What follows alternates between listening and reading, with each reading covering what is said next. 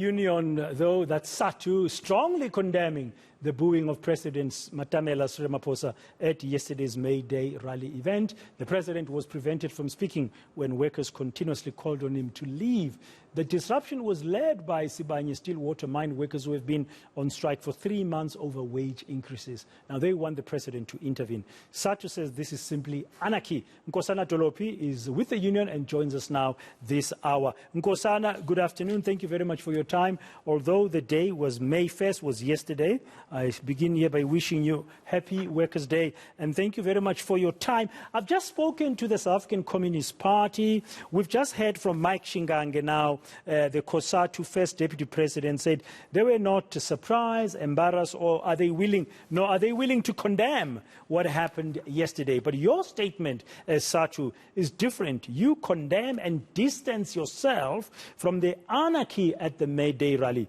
Very, very strongly worded statement. Why have you taken this position?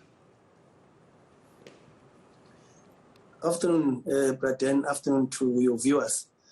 Look, we must start to say that we are in full support of what the workers raise. The issues there we support.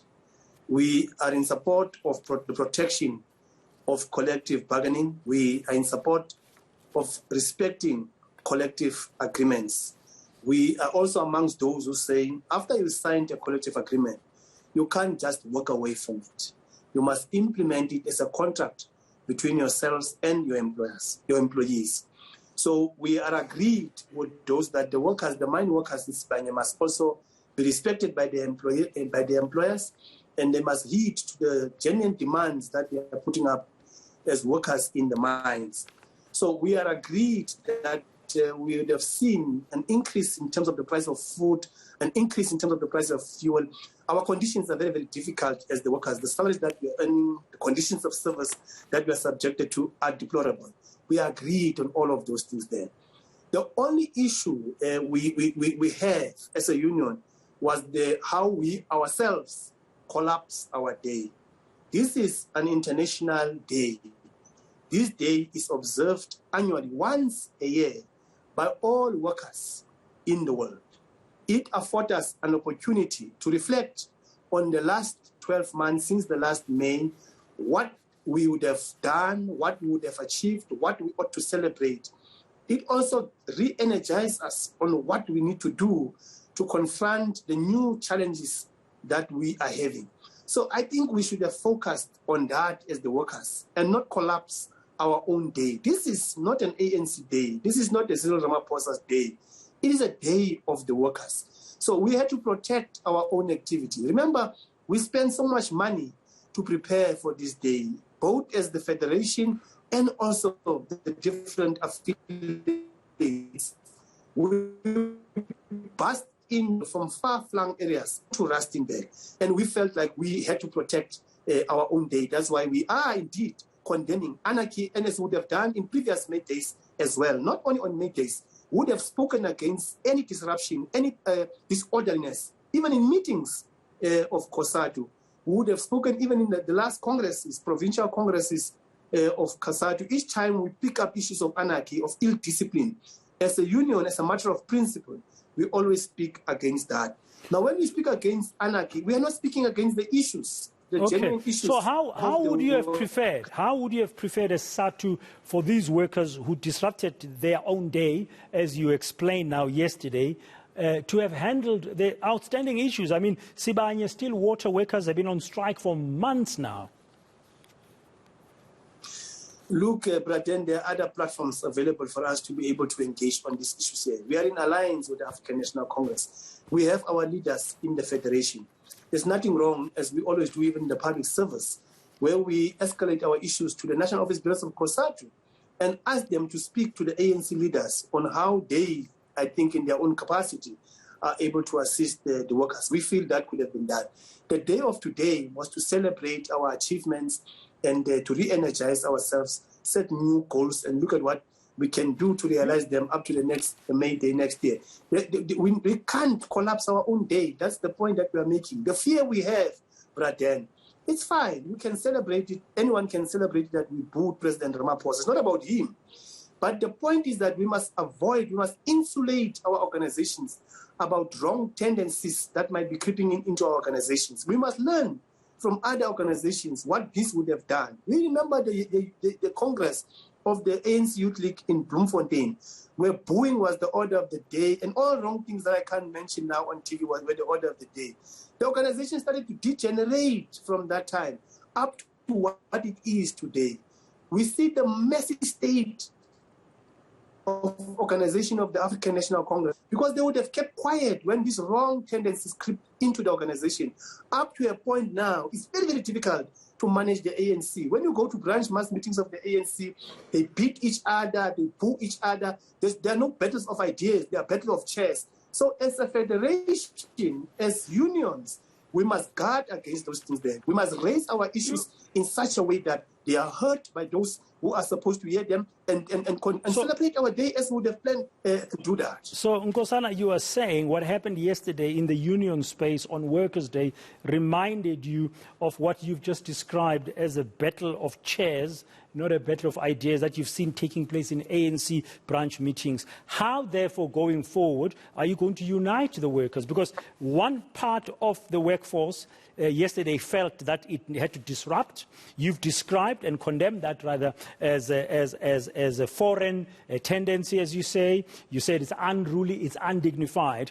But one part of your world, the workers are feeling that it was the right thing to do. How are you going to foster unity under these circumstances as trade unions going forward? We'll discuss this in the next Central Executive Committee of COSATU. We will also discuss it in the National Congress of COSATU in September, to look at the terrain in which we are prosecuting our struggle now. I mean, the environment would have changed. We must look at new strategies, new tactics to employ to remain relevant. There must be a distinction, Braden, around being radical, being militant, and being an anarchist. Being a populist to being a demagogue. So we want to insulate ourselves from populism. We want to insulate ourselves from demagogues. We want to insulate ourselves from anarchists, because they are not radical. Ours must remain a radical stance posture. Ours must remain a militant structure, but it must be orderly in such a way that we are able to manage the prosecution of this revolution towards achieving its goals. We are afraid that if this thing is not attended to, one day I will go to a mass meeting of SADTU, and the same would be seen by the members of SADTU that is correct. It was done to leader so-and-so. Now it could be done against me. Let's stop it while it's starting now. Let's not keep quiet like the ANC leaders kept quiet when it crept into the ANC, because it served their agendas at that time. That's what we are speaking against, not against the issues. Okay, fine. You've made that clear. You support the workers' demands for better pay, better working conditions. You're not against those issues, but how they were raised, and you're going to try and sort it out going forward. Just the significance of the day for you as a trade unionist, Nkosana, and on this day, what would this day, should it mean for South African workers against a background where there is rising unemployment, poverty and inequality have worsened, particularly during the COVID pandemic? The economy is not growing. We are not seeing robust investment, for example, that can create jobs in this country. What would your message be on Workers' Day against this background? Look, but then I will start by celebrating achievements we would have scored as a trade union movement over some time.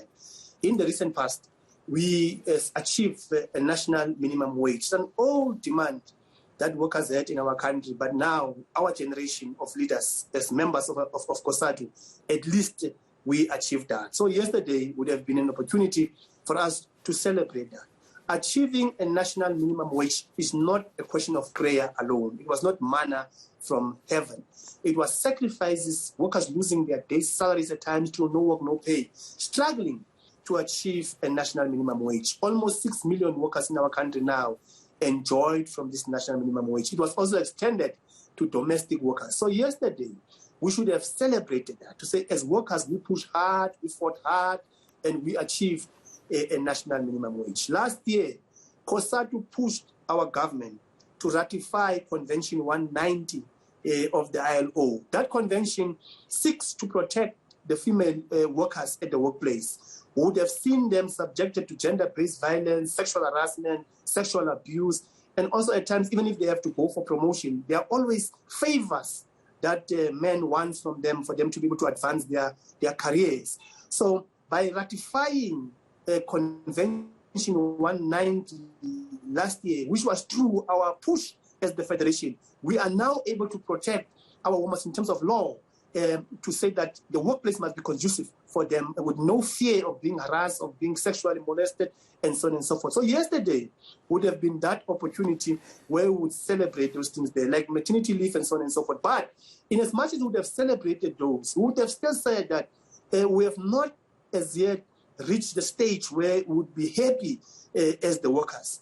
We see the threat by even government as the key employer in our country, trying to destroy collective bargaining, trying to work away from collective agreements, trying to create anarchy by working away. So we would have said from yesterday, what should we do as the workers? Unite more, strengthen ourselves as structures, mobilize our members in such a way that we protect ourselves through union bashing, through undermining of collective bargaining, and through undermining of collective agreements. And we would have said, what can we do more to make sure that this year, for instance, as we are preparing for negotiations in the public service, how do we make sure that we are going to push government even more to achieve higher increases for our workers, better conditions of work, and so on and so forth? So that is what May Day should have been about, instead of wasting time really on that thing. And I think we missed not to tell President Ramaphosa yesterday in his face that it was wrong of your government to walk away from implementing the last leg of that resolution. We should have told him yesterday in his that what they were doing by walking away from that collective agreement is tantamount to union your network, anarchy. That's what we should have told him. You didn't have the opportunity because your colleagues disrupted the May Day rally, but you are making the point and your connection is beginning to go, and we are out of time now. But thank you very much for your time, Nkosana Dolopi, SADTU's Deputy General Secretary, just reflecting on what happened yesterday, the May Day rally that was disrupted, and President of the ANC, Matamela Ramaphosa, being stopped from addressing the workers, and the whole issue of approach. Though they condemn the actions, they don't condemn the demands.